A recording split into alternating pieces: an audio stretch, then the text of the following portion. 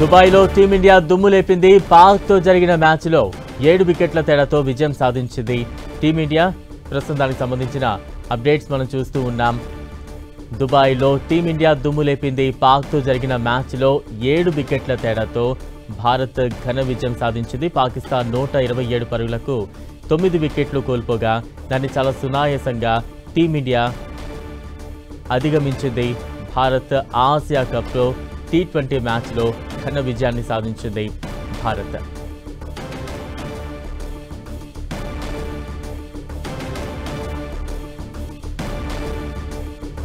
పాకిస్తాన్పై 7 వికెట్ల తేడాతో భారత్ ఘన విజయాన్ని సాధించింది.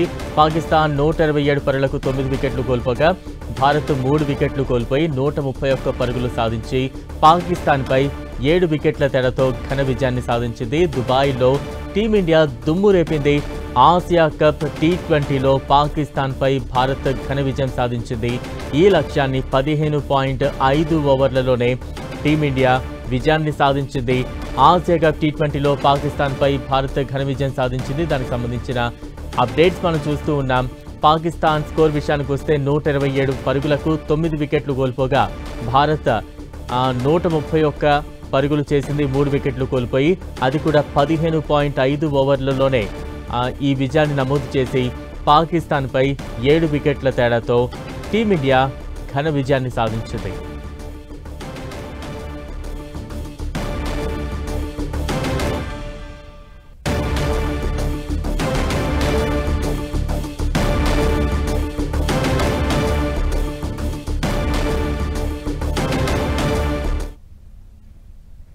దుబాయ్లో టీమిండియా దుమ్ము రేపింది. పాక్తో జరిగిన మ్యాచ్లో 7 వికెట్ల తేడాతో విజయం సాధించింది టీమిండియా.